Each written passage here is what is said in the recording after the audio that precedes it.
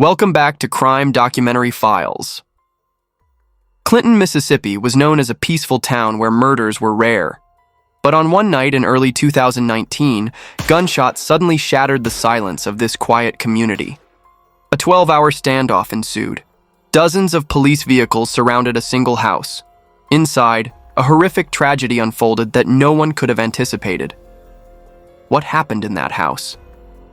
Let's explore this case together.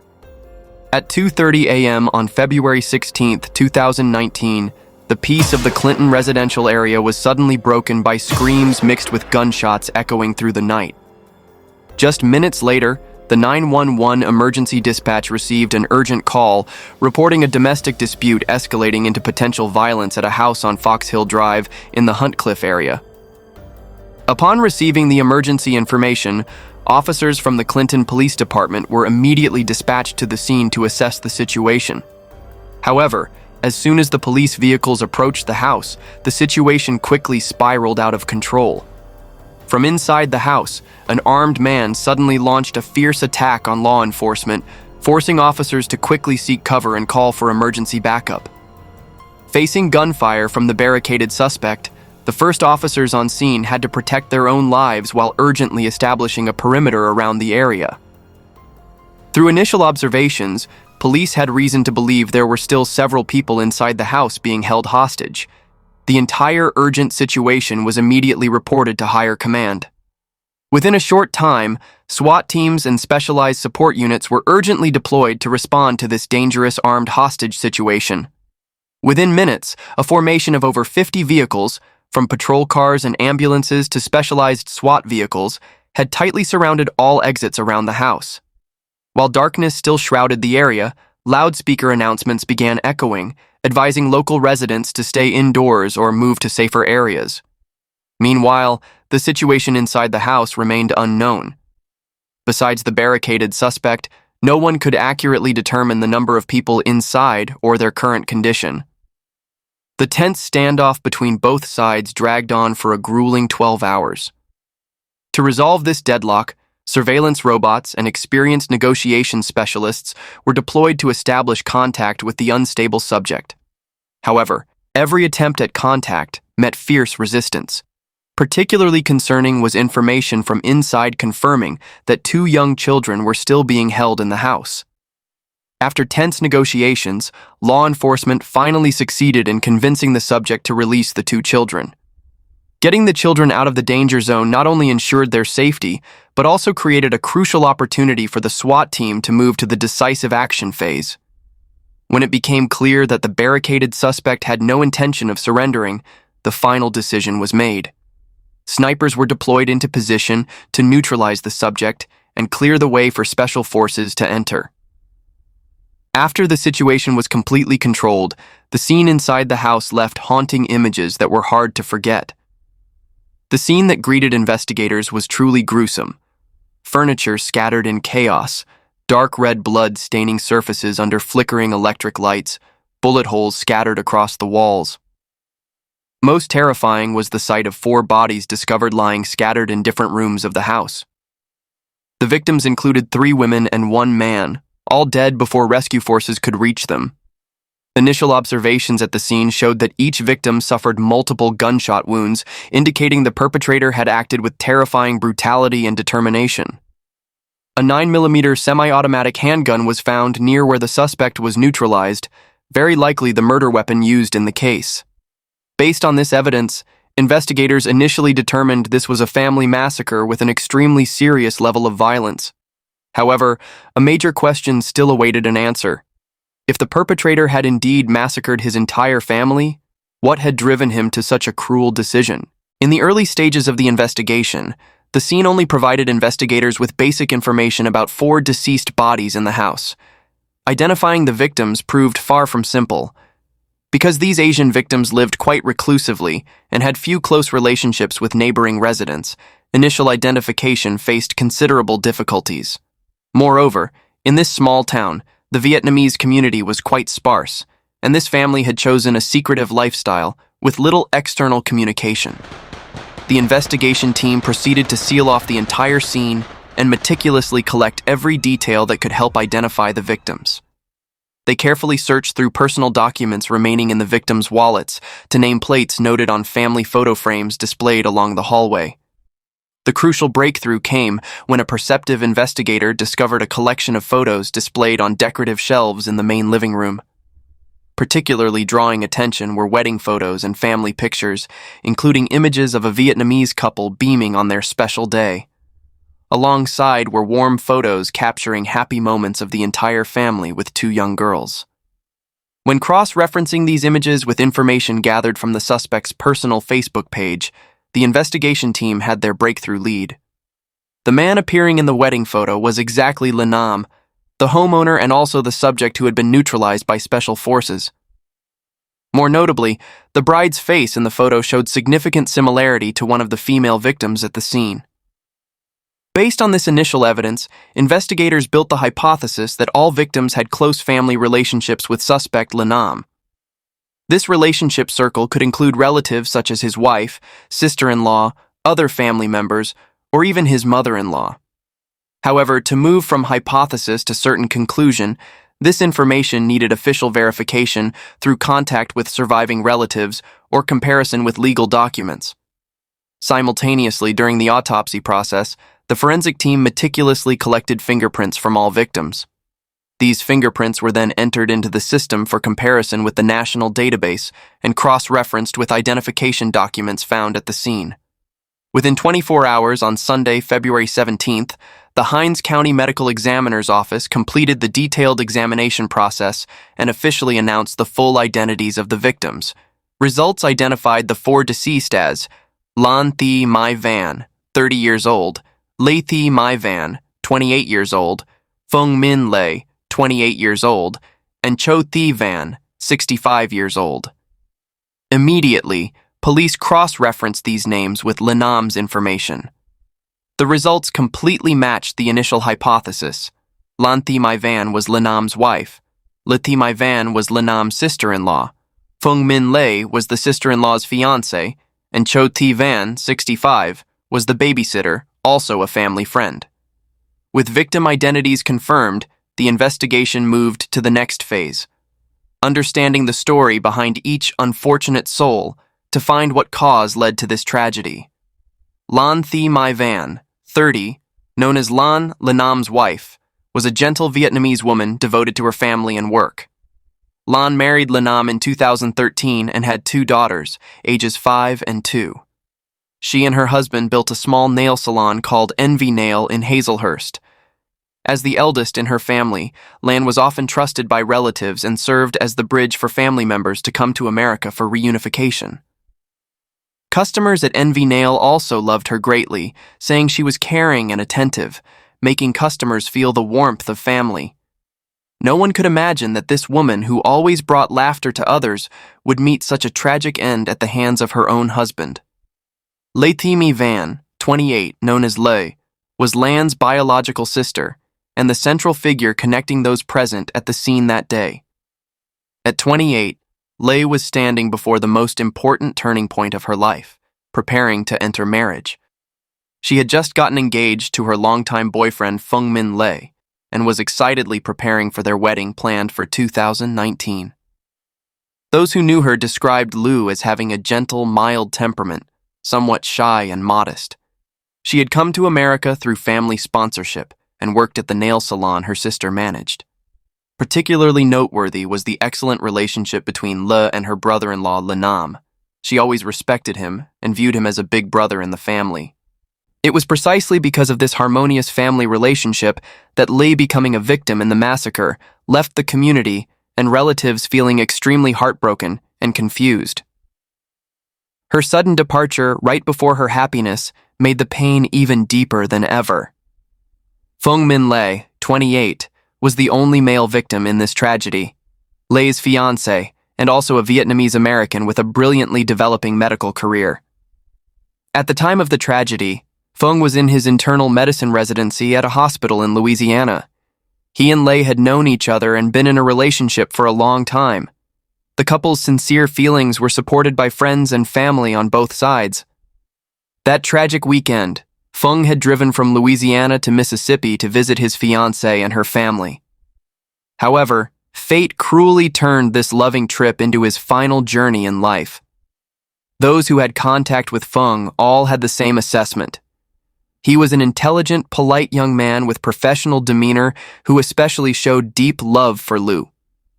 That a talented young doctor with a bright future would become a victim in domestic violence caused a powerful wave of shock in public opinion.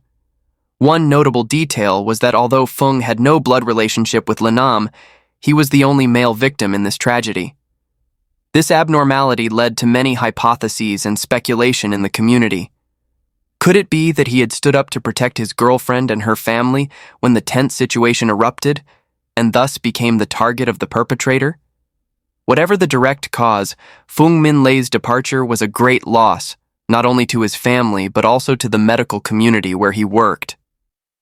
Cho Thi Van, about 65, was the final and oldest victim in this tragedy. She was a close friend of Lan's from Vietnam who had immigrated to America many years ago and gradually became a trusted and beloved family member. Her main role in the family was caring for Linam and Lan's two young daughters whenever they were busy with their nail salon business. Although she had lived in the community for a long time, Mrs. Cho still struggled with full integration due to language barriers. She could hardly communicate in English. This meant conversations with neighbors remained at the level of social pleasantries, though they saw each other regularly. At 65, Mrs. Cho should have been enjoying peaceful years with her children and grandchildren. Instead, fate led her to a tragic end, departing alongside those she had considered her own flesh and blood family, in a foreign land. 4 people with 4 completely different life stories, but fate had connected them together on one horrific night that no one could have predicted. Notably, all of them were known by everyone around them as gentle, kind people who were always loved and respected by friends and acquaintances. The relationship between the victims and perpetrator Linam couldn't be clearer. They were the closest people in his life. This very clarity made the incident even more incomprehensible and heartbreaking. The key question everyone asked themselves: what could have driven Linam to such a cruel decision to harm the very people he should have loved and protected most? To find answers to these questions, we need to delve deep into Linam himself and the chain of events that led to the bloody tragedy. Notably, what investigators and media discovered about Linam after the incident was completely opposite to the image of the terrifying killer on that fateful night. Linam, born in 1981, originated from Nbang Village, Vinh An Commune, Phu Vang District, Thua Thien Hu Province, now Hu City. Nbang Village had many families who had immigrated to America to establish new lives, including Linam's family. Information gathered from neighbors indicated that Nam had shared that his family had moved from a larger city to the Clinton area around the early 2010s. Particularly noteworthy was Linam's completely clean personal record. He had no prior convictions, criminal history, or legal problems in his past. Additionally, he was known as someone with stable work and income, managing the nail salon with his wife. The family's financial situation was also relatively good, allowing Linam and Lan to have sufficient means to welcome additional family members, along with Mrs. Cho Thi Van, to come to America to live together. In everyone's eyes, Linam was a family man, gentle and friendly. He had no scandals or conflicts with anyone, and was even known as someone ready to help when others faced difficulties. Health-wise, Linam's medical records showed no issues related to mental health or behavioral disorders. His lifestyle was also considered healthy and balanced. He had no habits of using stimulants or any addictive behaviors. Alcohol consumption was only social in nature, typically appearing in customer meetings or necessary business occasions. This stark contrast made the incident more incomprehensible than ever. How could a man with an almost perfect model turn into a cruel killer, harming his own most beloved people? Immediately after the tense standoff ended, Clinton police quickly coordinated with the Mississippi Bureau of Investigation to deploy a comprehensive and detailed investigation. Although the main suspect, Linam, had died in the gunfight with special forces, clarifying the entire incident remained extremely important. The investigation's goal was to accurately reconstruct the tragedy's progression, clearly determine the nature of the criminal act, and most importantly, find the real motive behind this family massacre. The scene at the house on Fox Hill Drive quickly became the focus of an in-depth forensic investigation lasting several consecutive days. Professional crime scene technicians systematically rotated in and out of the scene to collect, analyze, and document every detail and piece of evidence that could help clarify the incident. Based on initial observations, investigators made the preliminary assessment that this was a serious domestic violence case that escalated into a hostage situation. There were no traces indicating the presence of outside intruders.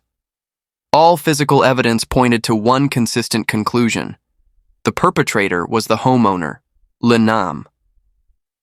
Throughout the house, shell casings could be seen scattered around the bodies, creating a map of death that allowed experts to determine exactly the position of each gunshot and the trajectory of each bullet. Particularly important was that all victims had gunshot wounds at very close range, proving the killer had acted directly, decisively, and ruthlessly, without hesitation or delay. The TV was still broadcasting, lights were still on, and 8 pairs of chopsticks were still neatly arranged on the dining table, all like silent witnesses to a family dinner suddenly interrupted by tragedy. Investigators also found no suicide note, explanatory notes, or any writing that Lenam might have left to explain his horrific actions. Similarly, there were no signs of drug use or other stimulants, except for a few empty beer cans found near the area where Nam had barricaded himself. These details suggested this case might not have been premeditated, but erupted in a fit of rage or momentary provocation. Forensic examination results indicated the victim's time of death was almost simultaneous, around midnight to early morning February 16th, consistent with when police received the emergency call. The scene also showed no signs of prolonged struggle, proving the victims may have been struck down suddenly without time to resist. Ballistics analysis from forensics showed that all bullets collected at the scene originated from the 9mm handgun Lenam owned. In an effort to reconstruct the entire sequence of events, investigators also extracted and analyzed data from body cameras of SWAT team members who participated in the operation. These videos captured precious moments of the 12-hour siege, especially footage collected when the SWAT team decided to deploy surveillance robots to enter the house. What the surveillance robot recorded created both terrifying and haunting images. Lenam sitting casually on the floor near a window, leisurely holding a cigarette as if nothing was happening. Right at his feet was the weapon, and around him were the 4 cold bodies of the victims. Particularly infuriating was the defiant and provocative attitude he clearly displayed toward law enforcement. Besides analyzing physical evidence, the investigation team also began interviewing neighbors living near the area to gather information about the history and background surrounding Lenam's family. Among those interviewed, Don Morrison, a neighbor living nearby, provided a crucial clue for the investigation. According to Morrison's account, police had previously been present at Lenam's house on several occasions to intervene and resolve conflicts and disputes.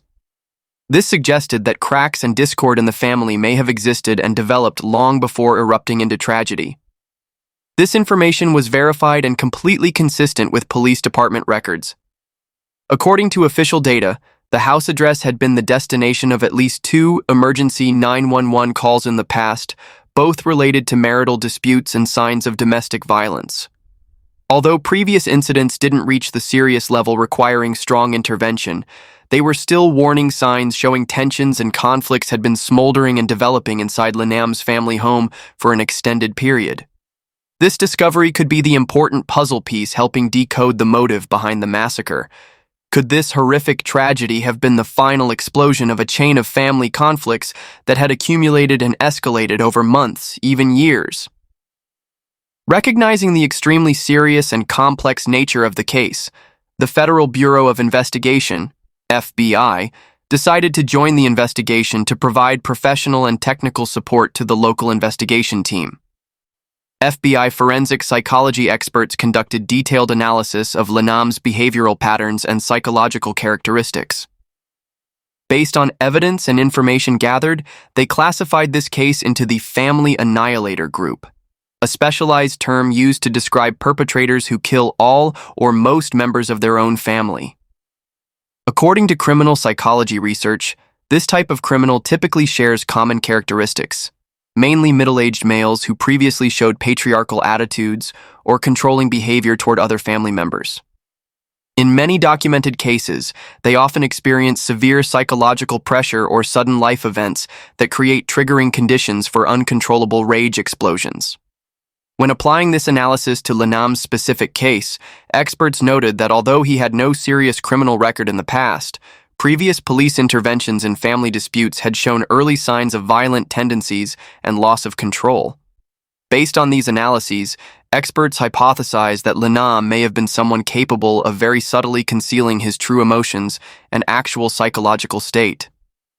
Externally, he may have maintained the image of a perfect family man, cheerful, friendly, and devoted. However, internally, ongoing psychological battles may have been occurring with negative thoughts, repressed emotions, and psychological disorders he couldn't or wouldn't share with anyone. According to this theory, when accumulated psychological pressure reached a certain threshold, possibly due to a specific triggering event or long-term accumulation of multiple stress factors, Lanam could no longer maintain his false mask and exploded into irreversible brutal actions. However, although this psychological hypothesis seemed reasonable, the investigation team still faced a major obstacle in determining the specific real motive behind the massacre. Could it have been marital conflict, jealousy, financial pressure, or a completely different reason? All these questions remained speculative and vague because the perpetrator himself had died in the gunfight, all victims had been killed, and there were no witnesses who could recount what actually happened. In the effort to find answers, the investigation team decided to shift focus to carefully examining and analyzing the family's financial situation.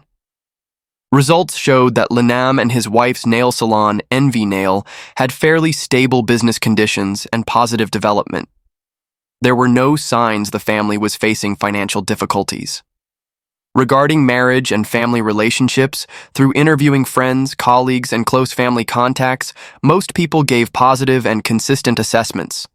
They affirmed that Lanam always showed deep love for his wife and two young daughters.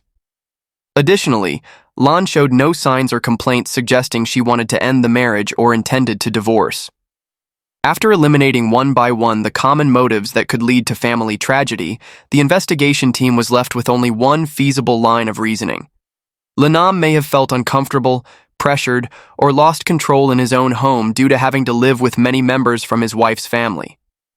The regular presence of his sister-in-law, her future husband, along with the elderly helper, may have created silent tensions, accumulated conflicts about living space, privacy, or family roles. However, unfortunately, with all those directly involved who could provide information about Lanam's true motivations having perished, this hypothesis would forever remain just speculation that could neither be proven nor definitively refuted.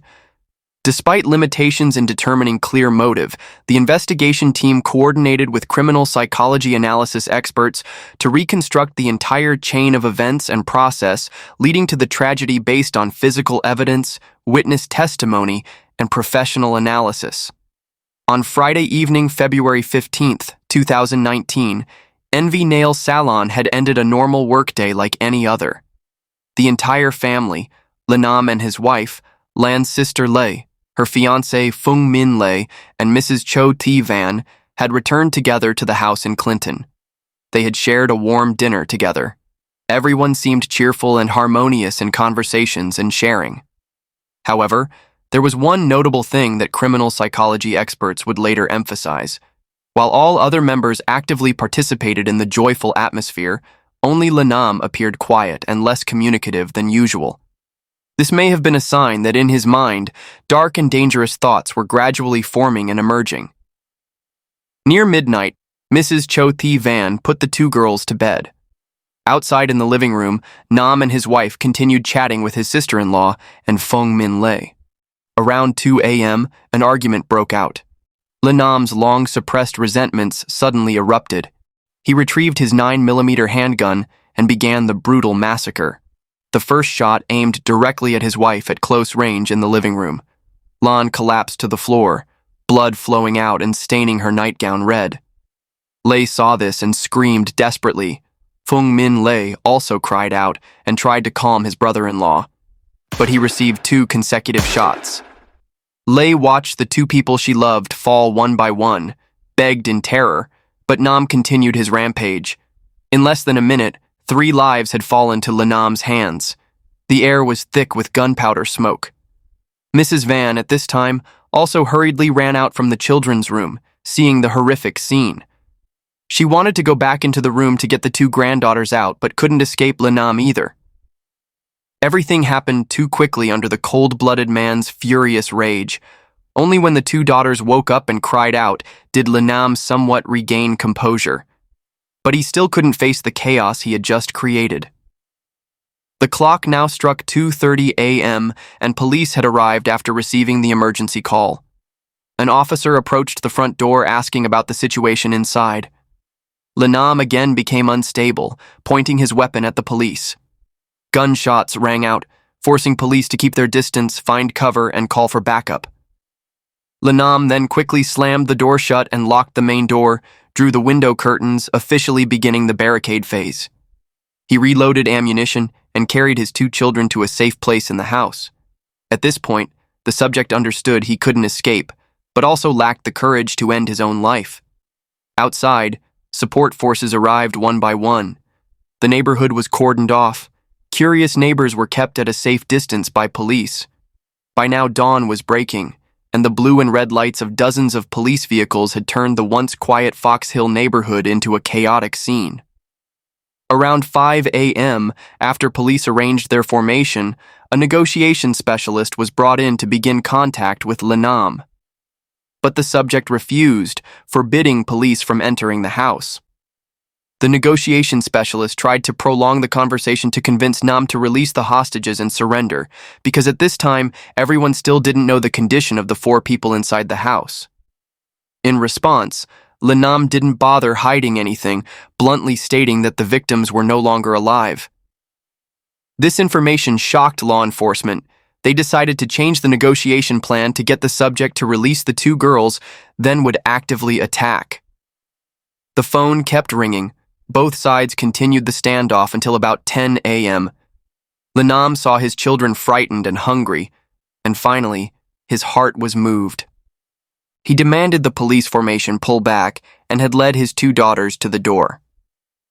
At 11 a.m., after careful observation, Lanam slightly opened the door, pushed his 2 children out to run toward the police. The sight of the 2 children being safely rescued made everyone breathe a sigh of relief. The children were immediately taken to a safe place for medical examination. Fortunately, both were only traumatized, but not physically injured. Now only Lanam remained in the house with 4 motionless bodies. Police were eager to storm in, but knew Nam still had weapons. The negotiation specialist tried to convince the subject to surrender, but Lanam remained determined to fight to the death. Another hour passed, and the scene commander decided to use force. Initially, they negotiated for an observation robot to enter the house. The scene inside the house, transmitted to screens, made many officers shudder. Beside the bodies, the rescue team saw Lanam sitting in the middle of the room, even firing at the robot, causing the signal to lose connection. This action was like the last straw. Patience with the subject had run out. The rescue team was forced to deploy the final plan, neutralize the suspect. First, they threw tear gas as a final warning. If Lanam didn't surrender, he would expose his position. At 12:30, SWAT forces were ordered to prepare for assault. A sniper was also positioned in an advantageous aiming position ready to await orders. And in the moment Lanam approached the window to assess the situation, a gunshot rang out. The sniper had been ordered to attack. A single shot through the window hit Lanam's chest. The subject immediately lost the ability to resist. The command was shouted. SWAT teams rushed in from 2 directions. One group broke down the main door and charged in. The other climbed through the window path. They quickly assessed the situation, subdued the writhing, wounded Lanam, and checked if anyone else was alive in the house. As soon as the all-clear signal from inside was transmitted, medical teams and police also entered to perform their duties. Thus, after 12 grueling hours, the tense standoff had ended. Lanam was quickly taken to the hospital in critical condition. Despite doctors' efforts to save him, the subject still died from blood loss. With the only suspect shot down and the case closed without any trial and no clear explanation for the motive, the public was left with extreme haunting. And that is today's case. Thank you for watching, and we'll see you in the next videos.